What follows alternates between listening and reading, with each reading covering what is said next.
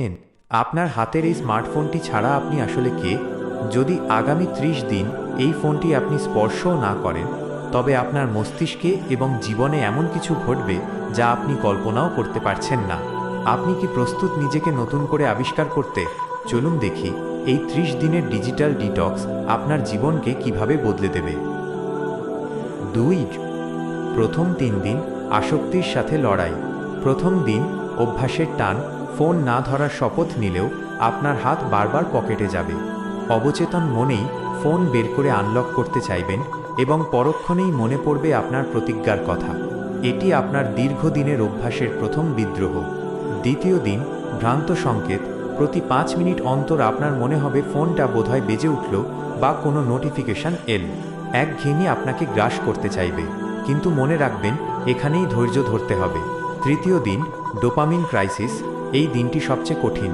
মাথা ব্যথা, খিটখিটে মেজাজ আর রাগ হতে পারে, কারণ আপনার মস্তিষ্ক সেই সস্তা ডোপামিন বা তাৎক্ষণিক আনন্দগুলো পাচ্ছে না। এই 3 দিন পার করতে পারা মানেই আপনি অর্ধেক যুদ্ধে জয়ী। 3. সপ্তম দিন প্রশান্তির ছোঁয়া। 1 সপ্তাহ পার হওয়ার পর আপনার মস্তিষ্ক শান্ত হতে শুরু করবে। চারপাশের জগৎটাকে আপনি নতুন রঙে দেখতে পাবেন। আপনার মন এবং শরীর শীতল হবে এবং আপনি নিজেই নিজের ভেতরের পরিবর্তন অনুভব করবেন। আপনার সৃজনশীলতা বা ক্রিয়েটিভিটি ডানা মেলতে শুরু করবে। 4. 15তম দিন সুস্থ শরীর ও গভীর ঘুম। 15 দিন পর আপনি লক্ষ্য করবেন আপনার ঘুমের মান বহুগুণ বেড়ে গেছে। স্মার্টফোনের নীল আলো আর রিলসের চাকচিক্য থেকে দূরে থাকায় আপনি এখন রাত 10টার মধ্যেই গভীর ঘুমে তলিয়ে যাবেন। একজন সুস্থ ও সফল মানুষের জন্য এই 7-8 ঘন্টার নিরবচ্ছিন্ন ঘুম কতটা জরুরি তা আপনি এখন হাড়হাড়েই টের পাবেন। 5. লক্ষ্য ও ভবিষ্যৎ। পড়াশোনায় মন সংযোগ। আপনার মাইন্ড এখন আগের চেয়ে অনেক বেশি পরিষ্কার। এখন আর পড়াশোনায় মন বসাতে আপনাকে জোর করতে হবে না।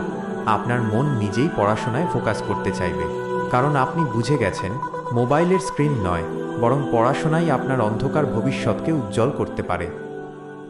6. 30তম দিন বিজয়ের উল্লাস, দ্য ক্লাইম্যাক্স। অভিনন্দন, আজ 30তম দিন। আপনি এখন অনলাইন জগতের দাসত্ব থেকে মুক্ত। এখন থেকে ফোন আপনাকে নয়, বরং আপনি ফোনকে নিজের প্রয়োজনে নিয়ন্ত্রণ করবেন। এই যে মানসিক শান্তি আর আত্মবিশ্বাস আপনি অর্জন করলেন, এটাই হবে আপনার জীবনের শ্রেষ্ঠ সঙ্গী। মনে রাখবেন, ডিজিটাল আসক্তি থেকে মুক্তিই হলো সফলতার প্রথম ধাপ। তো বন্ধুরা, আজ এ পর্যন্ত। দেখা হবে আগামীকাল নতুন এক এপিসোডে। সাথেই থাকুন, সুস্থ থাকুন।